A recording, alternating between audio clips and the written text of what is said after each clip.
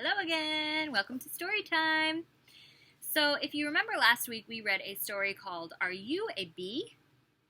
And this week I have one just like that for you, except this one is about a different insect. What kind of insect is that? An ant. That's right. So this book is just like the other one, a similar title, Are You an Ant? Except this one is about ants and not bumblebees. So this book has the same author and illustrator as the other book does. This is a book that's part of a collection. Collections usually have the same author and illustrator. So before we start reading, let's talk about some of the features of a book, just in case we can brush up on our knowledge. So what is this part called?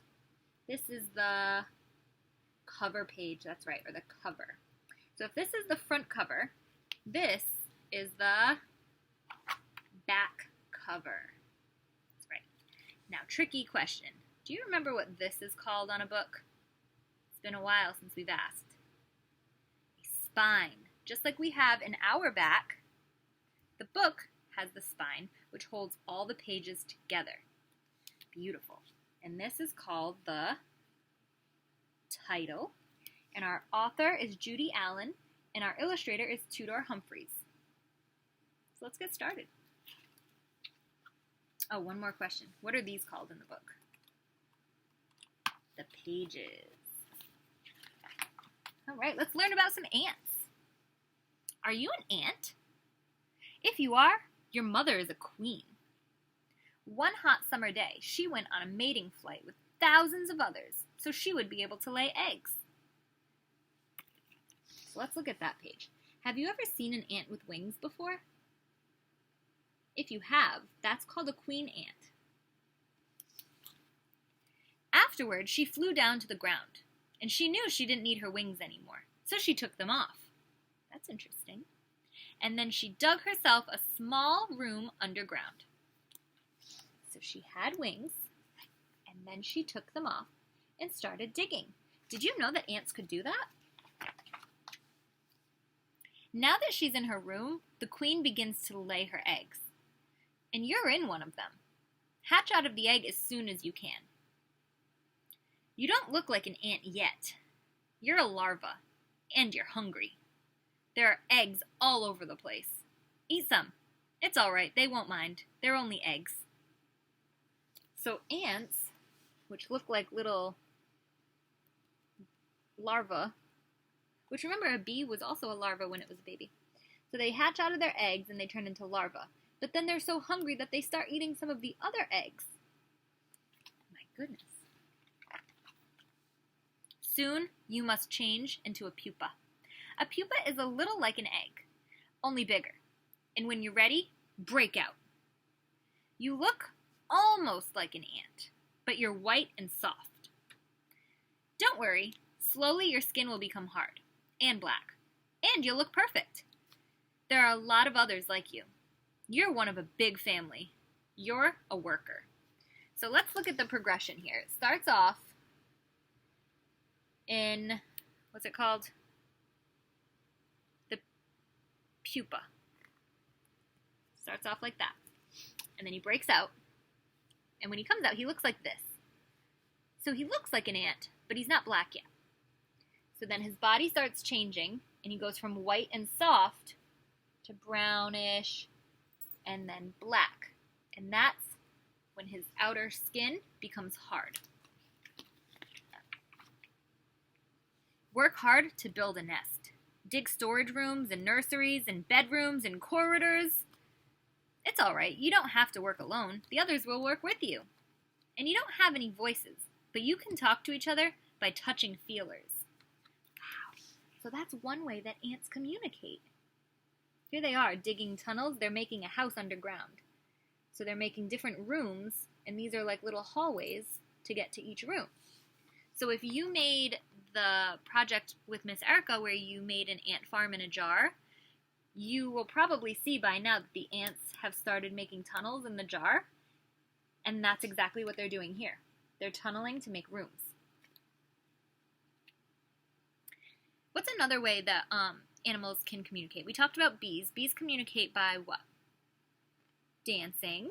And ants communicate by touching feelers. So in this little corner right here, it shows two ants, and they're touching their antennas.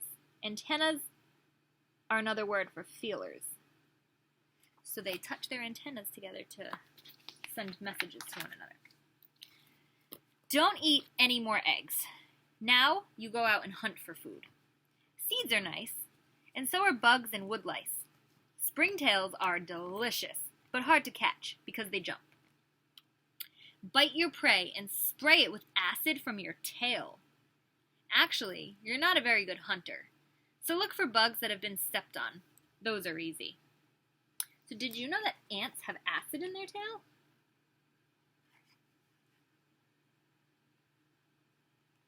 Usually ants will hunt for bugs that have already been squished and stepped on because they're not very good hunters. You may think there's easy food in kitchens, but be careful. There are crumbs and grains of sugar, which are nice.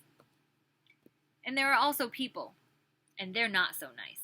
Have you ever found an ant in your house? What did you do? You got rid of it, right? We don't want ants in our house. I found one in my house the other day, and I was like, he needs to go right now. We don't want ants. People don't like you in their homes, that's for sure. They may squash you, and they may poison you, or they may sweep the floor so you can't find anything to eat. That's what I do. Make sure all the crumbs and the dust are out of the kitchen so no ants come. The best food is honeydew. Does anyone here like honeydew? I just recently tried honeydew when I was a grown-up, and I realized that I liked it. I thought I didn't, but once I tried it, I was like, oh my goodness, I think I like this. Honeydew comes from aphids. Find a plant with aphids feeding on it. March up the stem with the other workers. Now stroke an aphid until it gives you a drop of honeydew. So they're talking about a different kind of honeydew. Their honeydew comes from aphids.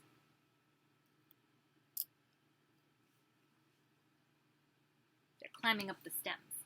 It's a little like milking a cow, but you wouldn't know about that because you're an ant. So take care of your aphids.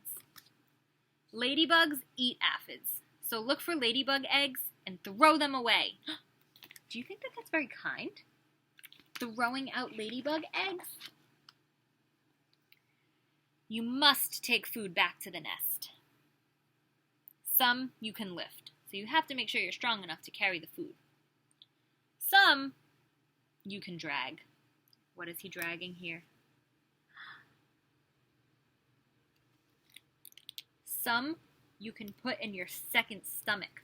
It's called a crop, and it's very useful for carrying spare food home. So ants have two stomachs. Do you have two stomachs? Sometimes I feel like I do because I get so hungry. Back at the nest, there's plenty to do. Feed the queen, who's still laying eggs. Feed the larvae, who are still hatching. And take care of the eggs and the larvae. When it's cold, carry them deep into the nest where it's cozy. And when the sun warms the ground, carry them up near the surface. Oh, and don't forget to take out the garbage. Do you think ants are in charge of also taking out garbage? They're very busy, huh? They have a lot to do. They have to take the people up when the sun's out and take them down where it's cozy in the house when the sun's out and not out and it's cold out. It's hard work for an ant. But life isn't all food and work. There's danger, too. Birds and lizards and toads, they think you're good to eat. And some birds pick you up and push you under their wings. Well, why do they do that? Because the acid in your body kills the ticks that bite and make them itch. It's called anting. Anting is nice for birds. Anting is not nice for ants. So the birds use the ants to get the ticks off of them. But for the ants, they don't like that. They get squished. However, if your family looks a little like this, or this, or this, you're not an ant. You are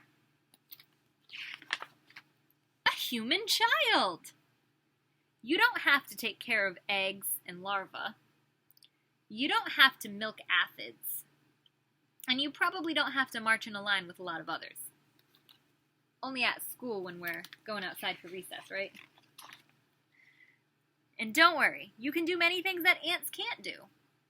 Best of all, no bird is ever, ever, ever going to pick you up in its beak and stuff you under its wing. Can you imagine? That would be a big bird if it could do that. Those don't exist here. Did you know that the ants in this book are black garden ants? But there are about 10,000 different kinds of ants living all over the world. Have you ever seen a different kind of ant that wasn't black? A red ant? I've seen those too. Those pinch. Some grow their own food. South American leafcutter ants carry pieces of leaves home and chew them up to make compost for their fungus gardens. So ants can be gardeners. Who knew? And some are hunters. Thousands of African driver ants march in long columns, eating any animal in their path if it doesn't escape in time. Oh my goodness. And some collect seeds and fruits and honeydew. These ants leave a scent trail to guide their worker sisters to the food. And some ants can sting, so be careful. That was kind of what I was just talking about. Red ants, those are not good. And there we go, a little ant. So this goes along with Miss Erica's activity today because she is doing something delicious and fun with you called Ants on a Log. And I won't give away too much because I know that that's her part of the day. But it's very exciting and I think I'm going to join you in doing the activity so we can all be together while we're at home. I hope you enjoy the rest of the day. I hope you have some time to watch Miss Erica's video and do it with her. And I hope to see you tomorrow. All right, my friends, have a good day.